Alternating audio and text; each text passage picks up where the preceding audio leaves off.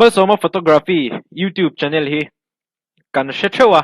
ashan pain introduction pe kangai lawa subscriber nuai thum to na hian in nuai thum chuanga nei to a puma soma in puan na hi kanin kan chuasan angai ve don tlat mai ati hi kangai tha a testimony hi a ro pui ka tilutuka tu na hian in kan ngai thanga kan react don ani sigma mail kan tiang tak tak kha ama hian in enge ka hmu thein ka in hria chuwang chuanin react tla ka ni a ro pui e mai ka tia tuna kan react ang khi tu te in zawai chabai kan buk masa chewa zani la hian content danglam tak kron nei ka tuma pathian ro puina turin ni sela kan soi fi anga ka soi fi don u thina ka tile lei thelo thina tuna hian he kan omna in tuna ka ommek na hi a kan inani lawa ma se kan in thar turani timayang kan om lai lok na turani kan in hi tuna kan lu mek lai kan in kha relote a thia ve a han siam that ve kan tum tan ani a kum sang ni pania saka chuanin a thakop mai in khi a za pui mi lo relote a thia ve a han siam that ve kan tum tan ani a chu chu karon sei du chu ni a pathian ro puinan ka ti do kha in sak te kan chak ve thina hun masalama trong trai na te kan hlan na sa a maro chu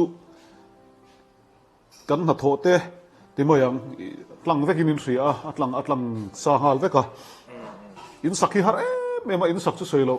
chung ko kho sak po har sa ni acha ana thoki kan comment lok teng tha ala thiam hi ka tilu to ka ni mana po ka selfie pui to a ka selfie pui na thala khi kala post lem lawa maro chu ka phone a hianin kala call tha char chara eng tiknia mo kala post venga ama hi kumsang ni sompre hang ka vlog thina ni ti chuanin zirna wangin vlog ka chol sada ka vlog thale pe vok to lowa ti chuanin pumal soma vlog hi ka ena a hna a tuye me ma ti chuanin hna a tho pain a hna a vlog a khami puiten an endu em maya mi puiten ama an ngai na in ama kian nel ombok ni na langa ti chuan a vlog ka en atang chuanin ka channel hi han tuai thar le ngai ni hi khatiang motivation kha min pe ve tlet ani a channel ka en khian mo a video te ka en hian de kan ron zep tel le zeu du ni chu sang chuan fa ten lo hau tak chho ve zela ta chuan ka chou lo ni ke ma hian maro chu pathian hi ka tan hian a tha em a pathian hian ka nei lo tura ka ngai ka chan vo ve tur nia ka ngai lo hi mi penem to khop maya chu wangin pathian ro puina hi puan chu tur tam tak ke ma hian om ve ni ti khi thailand an zin na nin ka sia mani po khanin thailand a zin chu kan soi ma sa du a in chung chang han soi le ila kan nu bula po ka soi jing to in hi chu ka sak thei poi ka ring to lo hi ka ti fiam thu thina a chang chuan ril ru han dual ve de ora ite hi ka nei thina maro chu thir dan dik hi poi mo thina kan nu bula hian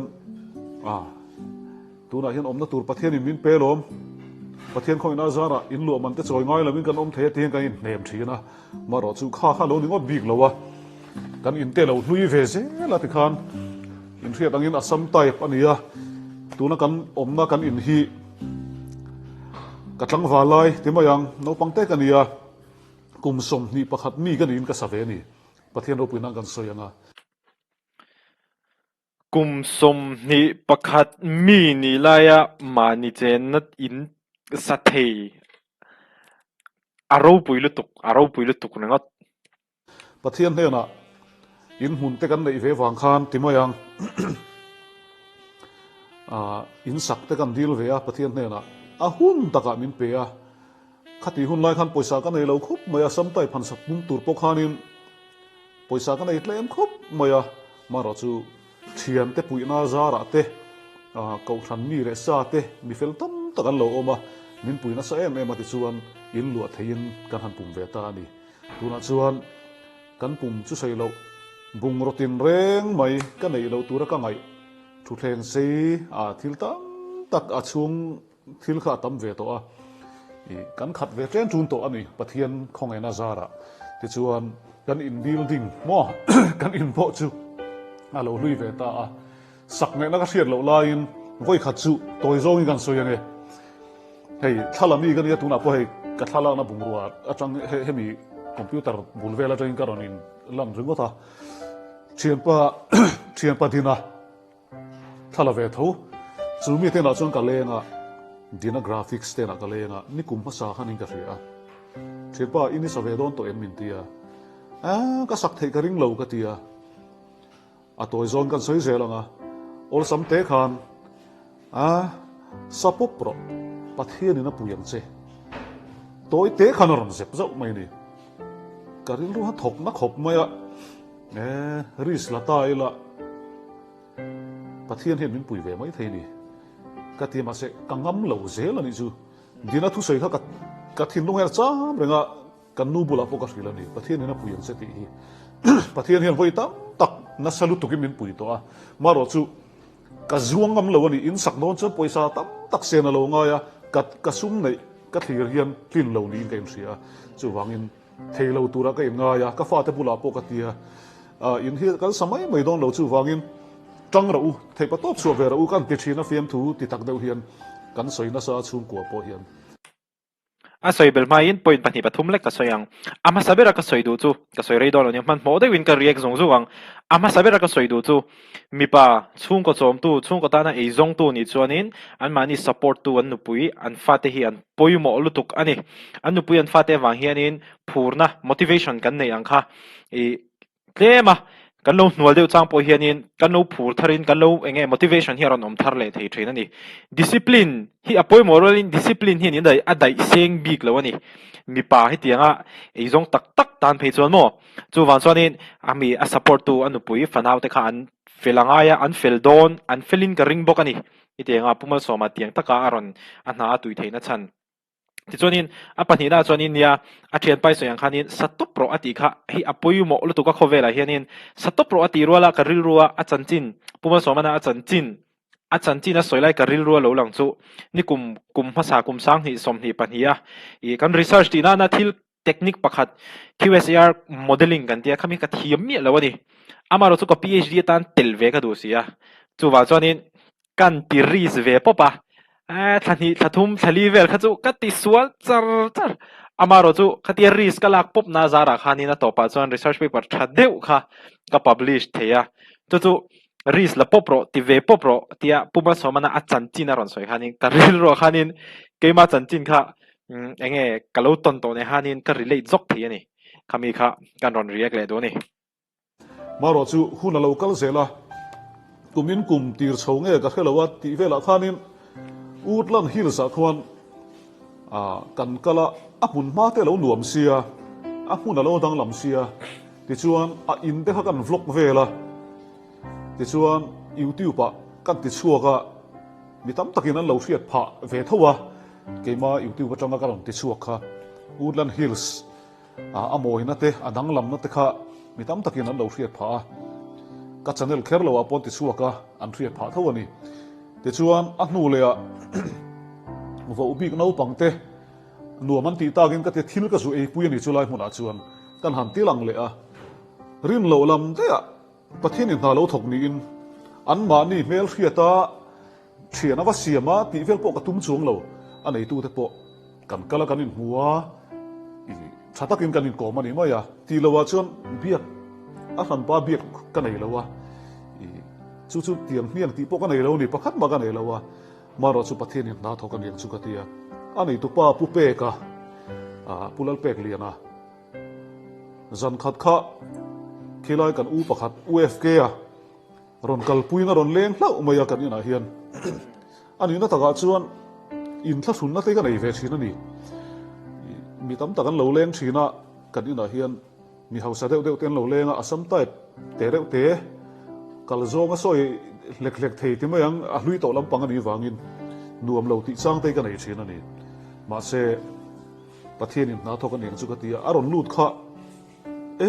thian pa in om nai ava nuam em ve in te va nuam em ve ti ta bor maya mak kha ti ang reng khop maya kha ti anga trong cam eng zong mi han soi bu kan in khan nuam ka ti le zual ani nia te ro hei a mun te hi hei a oi na a thang na a mun ma hian hei helai pi te hi thing kung te thing te lo ma a bo rok te hi nuam ania kan ti lu ma ti chuan kan soi zela zam khat kan ti ni chuan in chung changa chuan eng ma soi chuang lo ama pon an nuam lu tuk heng ba ka mun nuam atia a ril ru kha a eng ka tia a soi thiam bok sia kha a ti nuam ani chu kan in hmuna kha ni chena pumal sawana ati lama athu soi thil thir thiam a poimo thir dan a poimo ati te kha tuna hanin aron soi lang le zewa hetiang te hi a bo ru ka thasia ti zela ti khan kan soi le du pakha chu kan ina hian kan thian tam tak tu mo hian local photo an that lo wang te an ri lu dik lo wang lam ni lovin an than hem ngai na wang hian in mun dang ngai tu la a thlang sia oi bok sia min ti khum sia ta ni ma ro chu ka poisa na yan thelo wa ka lak lu dan pon thelo wa ni in mun dang te chu an ni a hian ka ot dei jok ta ti mai ka sian te panin lo en vek thua in bula pok ka sei fo kha in mun dang hi ka ot du tuk ma ro chu in mun dang le na tur kha ka nei san chuang lo nei po ni la in tinge in ka sak chu nang chu wangin ka in hi nuam ta ka omanga ya lim ta ka kan om ve ngai ni kan ina hian ti nom kha ni mai ka ti tur chu ti chuan kha ka thian dang te min soi pui thin dan chu nia ma ro chu pu pe ka lo kal kha eng zong khan mi ron soi pui ta chiam mai ka lim mang reng khop mai ma ro chu in sak po la ngai tu chung lo wa eng ma soi chung zom om lo ti chuan an honga rei fe nuwa kar mi nu vela anu pui ne hen ron leng le lol mai pathian in ha thokan yang chu ka te mai chu mi zan phe chuan mak ka tia khatianga pu pe ka khulai utlam hills nei tu ti mai yang mi te thira chuan in lian lu tu in mak sak in nal in tha nei khatianga aron kal kha mak ka tia voi ni lai ron kal ani chu san pai non leng ro ti po ka soi si lo ka som bok si lo anon kal non le khan kan in ban te khan khoi kuala khoi lai ngein ram chin te tia an en kual vela in chunga ron lut le kha an nu bula khan ati ti pui chuan rei vak lo nu khan in hi isa thang u ati eng tin mo kha ka tim hei mak ti deuh hian kan sa thadon nia ti dan omalom a konga omalom atia kong ma se poisa po kan nei chuang lo eng tinge kan tinga katia khatia kha chuanin a konga ron hong mayang eng po ni sela in poisa nei izat om velte sia ilati ka khilani chumi jan po chuan chu tiang bor za bel bak chu poisa kan nei lo in sakna tur dai po ni lo kan poisa hi maro chu thei pato pakeman ka tran chuan ti thei dan te po om ve mai thei sin tin an bula ka sei nga lani tlang tamin thil ka khilta ani chu atia en po ni se arem sanga karon leng le don ni atia ti chuan atoi jong ka sei tonge khami zang khan kami tui hi nam sok mai ni chan chu pathian hena in sak ka til fowa eng tiga nge ka sak ve theiang ti in pathian hena ka dil thina ni kan nu po hena lo dil thina hemi kan lu a phei chi kan thriat ta ka chu kan fa te po hena lo dil thina ni ma se kan pulan soi ngai lo re hemi kan lu a phei nu hena soi sak pathian in tong trai na kha a chang ni mai nani chodin pathian in kan tong trai nei a chang ani ti hi hei huai taka huai taka soi kha in tan nom lo na chen po a om mai theya kha chu ka hriat pui lo che ma se heta hian in kalo soi nga in tong trai na kha Woodland Hills nei tu pa mangin pathian in a chang ani an ti teng aro pu mai mi patan zo na poi mo ni ke po hi ka upatiel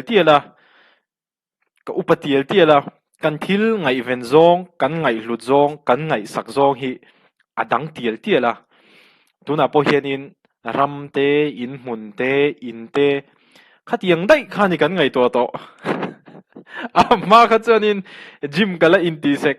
ni khata protein 50 gram ai tlem ke ei tur ani lo tiang stage kha chu a hla to lo tuk khami stage kha chu mo ro pui lo tuk tu na athu soi hi ka feel pui vong thei in hian lo dil thin การพูดอะไรเฮียนอาป้าอานูกันอีกที่รวมเราทิ้งที่ไว้ขับมันติเราชุดกันล้อมเวคบมาอีตาชวนอันเชียนแต่รอนรวยอันจักเลวะเก็บปนก็เชียนแต่รวยก็จักเลวะมาเสอาจารย์ก็เสอมติจางกันเองนี่มิเลียนปุยอันนนเลงเวทีนจงบ่อยเราเนี่ยเราเสียละอินในท่าที่กะลาอันนนล้ำทีนอันนี้เลยเราก็หูเท่กันนี่เช่นซูฟาดจูอันรู้จังกังเล่นี่จูกันอินขันหัวมันติดโดนเราดูไม่รอจูที่ลูกประคัตสวยดูกันไหนจูกันอินฮีตู้อินโปนังอัจเจนังเจนนะจูรับอินโชลบุกปนิเสติลาฮีก็ทิ้งลุงหลังฟูทีนะกันอินอาเฮียนอินเชเดอุปนิเสละโฮมโมอินด่ากระตุ้มันนี่ชุ่มก็เจนนะกระตุ้มันนี่ฮันที่ขันจะปงนัดทิ้งเนี่ยละวินป้ากันนี่อะกระชุ่มก็ให้กระเสียมรวมตัวนึงตีฮีตูนนู่ก็เข้าเวงในด้านนั้นนี่คุณพระสารมาได้ชวนทิลตั้มตะเกียบเห็นเฟลแล้วนักดิกแล้วนักกังลุตุกมาเสตูนนู่ชวนกันอินฮีนวมก็ตี Any man can build a house but it takes a special man to build a home สับตรงขันเจียงเมงกันเสียโซลายะวาเลนชวกเจียมมาอีละลิมนาวจงมาอีละกันอินาเฮียนกะโหจากถิ่นตัดมาชวนเลนก็จากถิ่นตัวนั้นจึงก็จากไงต่อเรากูธนาโปเทปโตไปอินมันที่กระดูมาเสหุ่นเราจึงก็ช่วงไงต่อเราตัวนั้นเฮียนอินหินรวมก็ตีกาฟ้าเตกันอุปุยฝันเอาเตเนี่ยนะอินาอมเฮาเฮียนรวมก็ตีจู่กาฟ้าเตโปเฮียนนัวมันติดโชว์เวเมกนี่ก็เสียกันอินหินรวมกันติดลางกันลิมทีนั่นนี่จู่ปะเทียนเราปุยนั่งกันใส่ดุอันนี้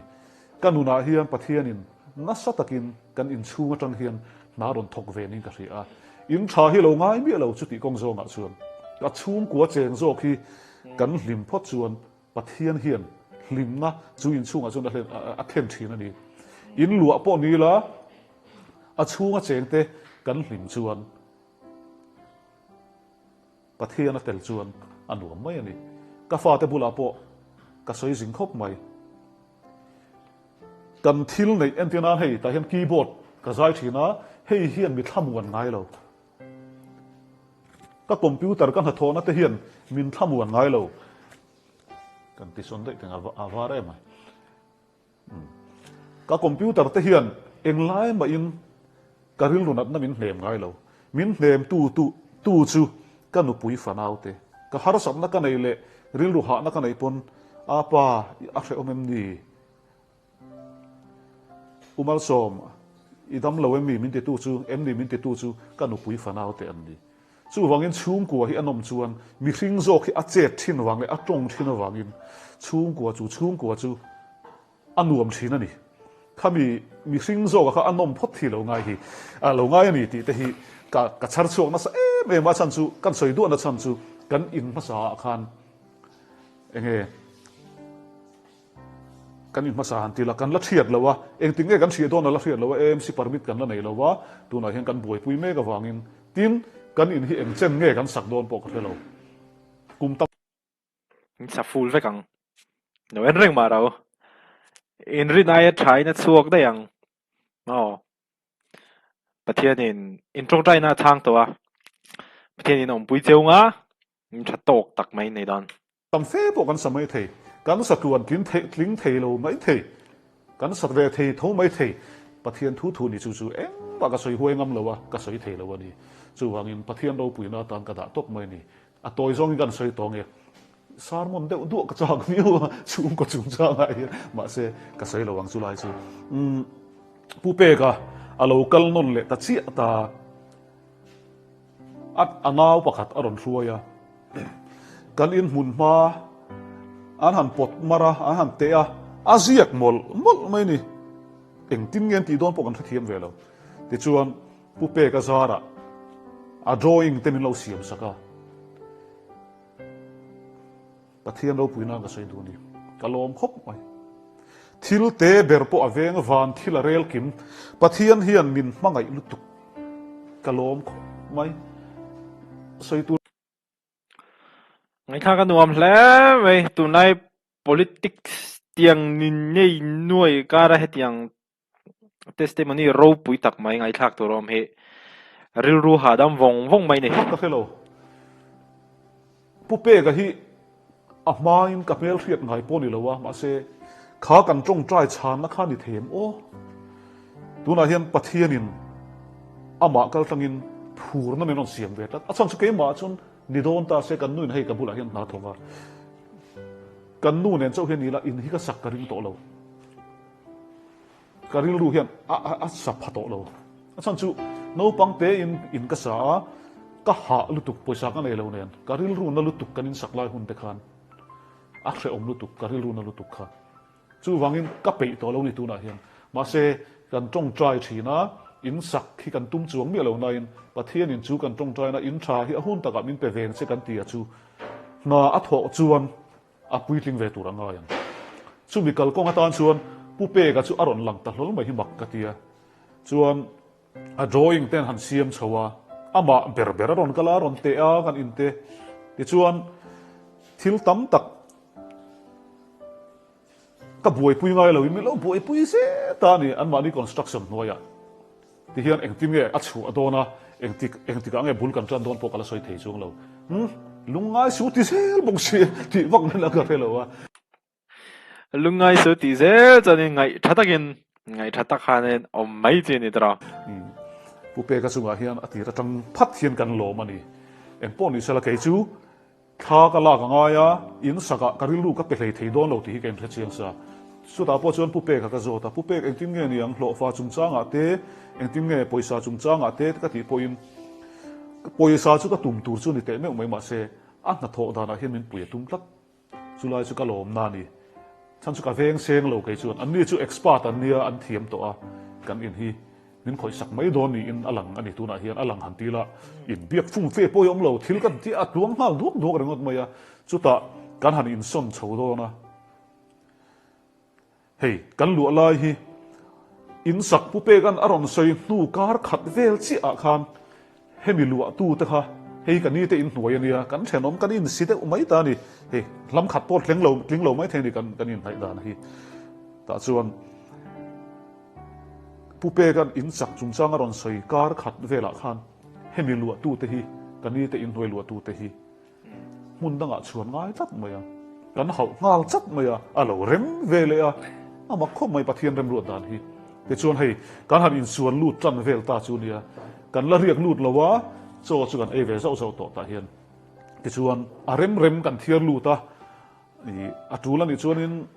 kan in thiar lut ve kanga heta te poin kan riak chho ve tur angai la ma se kan in hi kan ngai tlang aniang kan fa te po an la riak phei pe lo tuna po kan in pa ngai an om pathian na tho hi amak ka ti am tak chu ni se kan in hi se si an ti mai thei ma se an lunga len ve tlat chu kan lom ve na em ani ka soi zong po hian ka nu khi ul dewa wangin zani na hian soi tur chin po ka thelo wa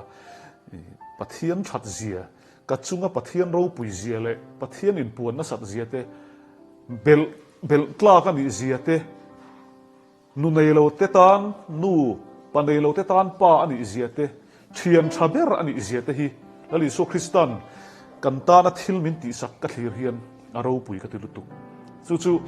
ti ve du chi pathian thu han soi chiam chi lam kan ni lowa in theveka pati ve huwa chi tong ve bor a chang chuan ka tiang mi kan ni wang khan pathian thu han soi chiam chi po kan ni lem lowa ama ro chu kan nu na pathian thil ti thleng hian lo thleng mek zela hian enge mi soi har na sakhop mai chu wangin clear tu tam tak te khan in lo hriat ve kan du chu har sam na tok tam tak kan om garing tun mai apo khan hemi video hi ka tan do na har sam na tok pakhat chu ron kala a hole chi ka thla fel chi ka soi khar na chang chu har sat na hi khowela hian kan tok don alo om fo don ma se ta chuan kan pathian Isua Krista kan rin bul pui bera hi kan bel tlat chuan a huna kan rin lo kara aron chele tho ka soi mek la ya in hi eng tik nge kan sakang ti ka ngai tu na po ka ngai tu phak lo ma se pathianin khi ta tang khian olian puin ka sakang che ron ti lo mi te thin lunga na ron thoka kan sak the na turin ma min la pui thei ta tlat mai ni tu na hian kan lom khop maya ni chin ka sei tong khan in te po ban te po kan phun chho ve nga eng cheng nge kan sak don chu ka khemi lo kan nei chin ani mai chu lai chu kan nei chin a khan a top to pang he in hi lu areng mai la ke chun poi ka ti lo kan om na piang a hian ka chung kwa ka hruaya ka chung kwa hlim taka kan om hi in chu ni ka ti chu wangin ka en hel em lo ma se in thar nei tura pathian in amin burua man na kal kong ero chu aru pui ka ti si ni khalai tak kha mi pa puitling patling tak ni to nu pui fanau te kan choma mo